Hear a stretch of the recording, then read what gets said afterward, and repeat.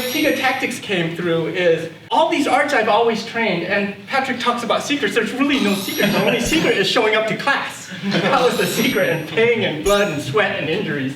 When looking at knife attacks, for me anyways, I always thought there was something missing. Whether I learned a Filipino system or an Indonesian system, the systems that were known for their bladed work, I still thought, man, there's something missing here. I went back through all my systems, all his systems, and we took out some certain techniques that we found that was more logical to how an actual knife attack went down. Because the majority of the knife defense I learned was more against specific types of attack based on that culture.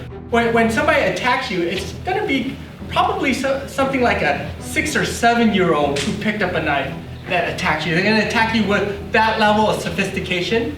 But now we need to add in the speed, the violence of action, and the surprise element into it as well. And a little more realism. We're still going to have our partner attack slowly though.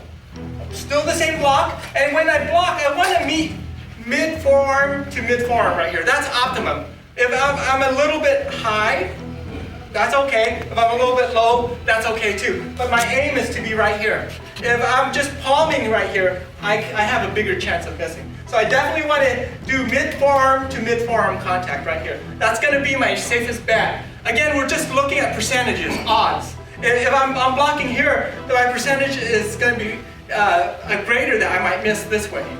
But if I block here and I screw up, I still have that safety net. So the more intelligent you can be with your approach, the better it'll save your life. You could do it with your fist, which is fine as well, or with your hands open. If you do decide to do it with your hands open, make sure your fingers are together. The good things about your hand open is you're afforded a little extra space here where if you're not catching it with your forearm, and you catch it down here, you still have a few extra inches to save your life, which is okay. But the bad thing also is it might dislocate your fingers as well if your fingers are apart. So there's good and bad. With this, there isn't those extra inches, but again, your fingers are safe.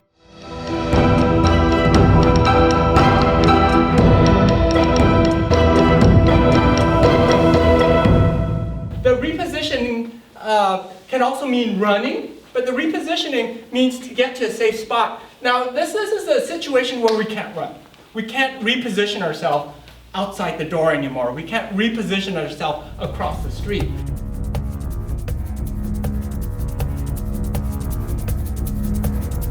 Just gently, being alive, because nobody's just gonna stay here and then just give up. Like, oh gosh, you got to the safety position, I'm just gonna stop now. I'm gonna call my mom now. Yeah, or take a selfie. Oh yeah, selfie. In between that resistance, you can slowly, no contact right now. And I've seen some people just repetitively do that, that's fine. I've seen some people do different strikes from their styles, that's fine too. You're in a safe position to do those things. That's fine, no big deal. But otherwise, just use the same old strikes.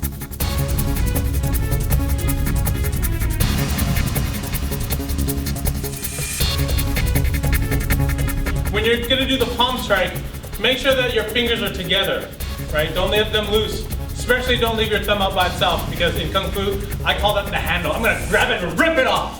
Your thumb is mine! That's one of my favorite targets. So keep your thumb and your fingers together. Don't have it spaced out.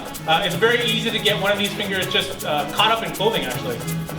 And you can spray your finger that way. So keep them together. It also gives you a solid striking surface. You wanna hit with the heel of your palm.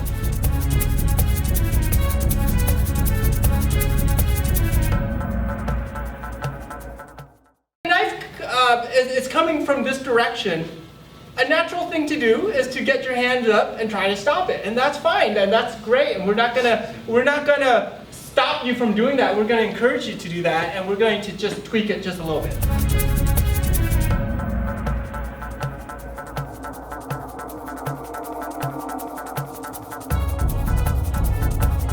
If I'm here and I go on the offense, it could work, it might not work, because he still has a lot of mobility here. I haven't earned my right to go on the offense yet.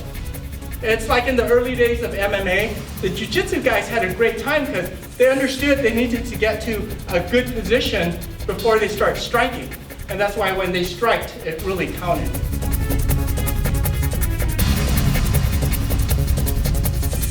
some people say, oh yeah, this reverse grip, that's a dangerous fighter versus the standard grip, right? This guy's not as dangerous, but this guy's dangerous. Yeah, you know, I'll tell you what, they're both dangerous. I mean, it doesn't matter how they're gripping the knife, it still goes in you the same way, you know? I mean, they're both very dangerous.